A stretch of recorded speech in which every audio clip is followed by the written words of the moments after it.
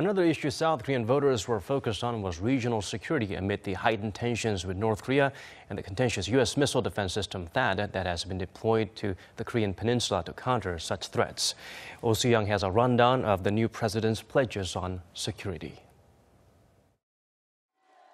Agility and assertiveness are what Moon Jae-in has prescribed for South Korea in terms of national defense, foreign relations, and achieving a peaceful and denuclearized Korean peninsula. 이렇게 미국에도 중국에도 일본에도 그리고 북한에도 당당하게 할 말할 수 있는 대통령 누굽니까? 문재인! 우리 한반도 문제 미국, 중국에 맡겨놓지 않고 우리가 주도해 나갈 수 있는 대통령 누굽니까? First, in the face of continuous nuclear provocations from Pyongyang, Moon pledged to beef up military capabilities in the south, including the early development of the homegrown Korea-era missile defense system and a kill chain system. Responsible defense is set to become one of Moon's core policies.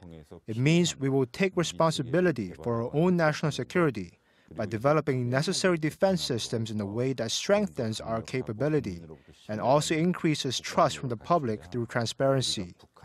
Only then can we stand firm against Pyongyang and also develop our mutual alliance with the U.S. And as part of a more long-term approach to denuclearizing the North, Moon believes that the keyword is dialogue. He has mentioned restarting the six-party talks and on the condition of resolving the nuclear issue, even a sit-down with Kim Jong-un. As part of conducting his North Korea policy, Moon has said he wants to meet US President Trump to enhance their cooperation on regional security and on the ending of Pyongyang's nuclear program. However, when it comes to any military decision, Moon has indicated Seoul should be the one to call the shots. Any military action taken on the Korean peninsula should be closely coordinated between Seoul and Washington, as well as the countries involved. No action that South Korea disapproves of should be taken. That's part of the rationale behind Moon's pledge to review the agreement reached by the previous administration and the US to deploy the THAAD missile defense system on South Korean soil. Moon had been among those who criticized the decision, saying it lacked public support and due process. If South Korea reaches a decision following a democratic procedure with a proper public consensus, we believe the US will support it.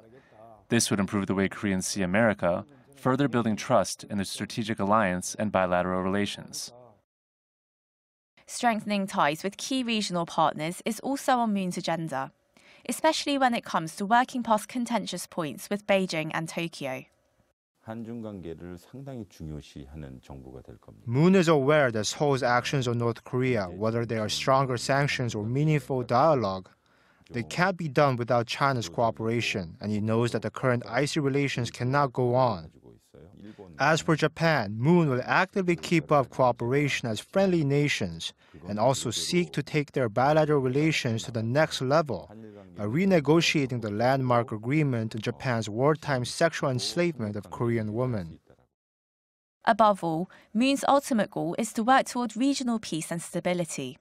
He believes the first step will be an economic partnership between Seoul and Pyongyang, followed by social and legal cooperation.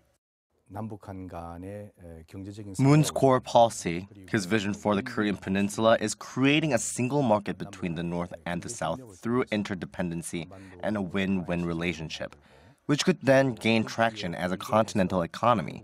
This economic approach could ultimately lead to peace on the Korean peninsula and in the East Asian region as a whole. Dubbed the negotiator by Time magazine last week, Moon is expected to take a pragmatic approach to foreign policy and national security, keeping the door open for dialogue and cooperation. Oh Soo-young, Arirang News.